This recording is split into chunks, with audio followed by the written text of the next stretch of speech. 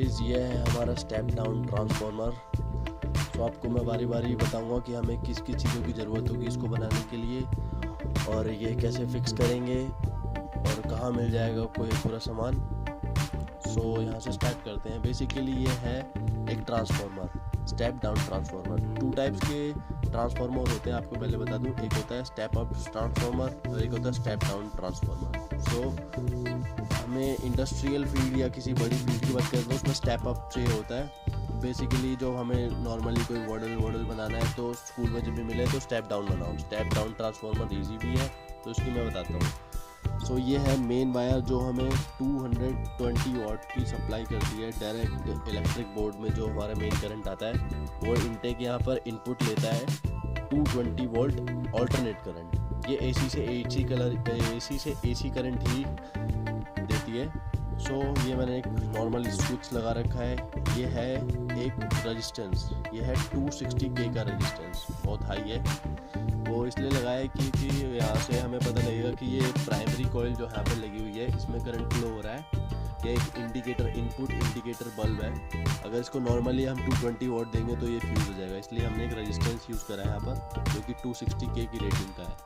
आप इसमें 200, 250 या 300K की रेटिंग तक यूज़ कर सकते हैं। सो आगे यहाँ पर करंट आएगा, करंट पास होगा, एक स्विच पूरा जब कनेक्ट होएगा तो ये ऑन होगा। तो ये हमारे ट्रांसफार्मर है। ये है प्राइमरी कॉइल जो है, इसमें यहाँ पर 220 वोल्टेज ये इनटेक करता है। उसके बाद इसके अंदर जो फ्यूज़न होगा, इसके अंदर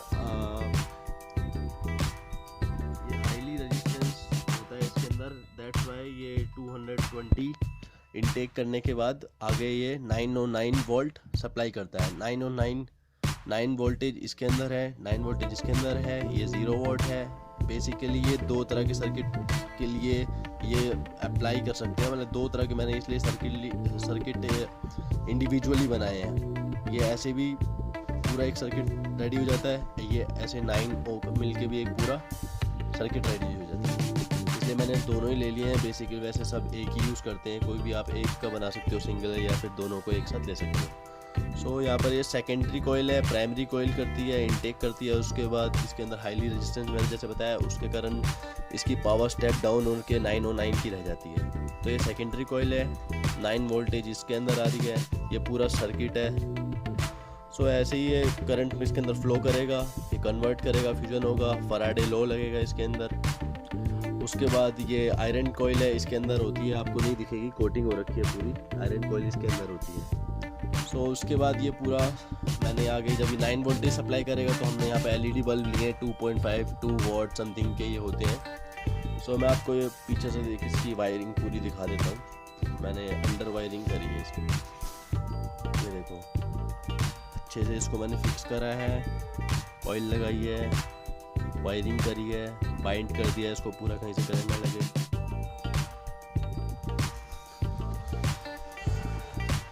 तो मैं इसको आपको चला के दिखाता हूँ। प्लग इन करते हैं।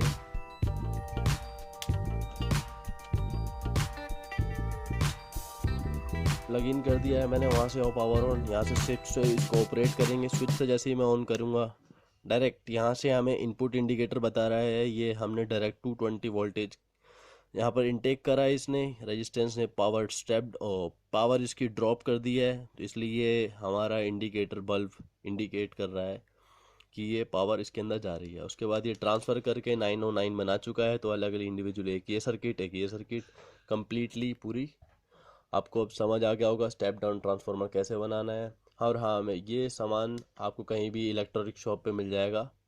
ट्रांसफार्मर थोड़ा सा मुश्किल होगा तो आप चांदनी चौक चले जाओ या फिर किसी बड़ी मार्केट मालवीय नगर, गोल चक्कर, कहीं से भी ले सकते हैं। ऐसे ये रेजिस्टेंस भी इजीली नहीं मिलेगा, स्विच तो मिल जाएगा, और इंडिकेटर वायर ये सब थोड़ा नॉर्मल है।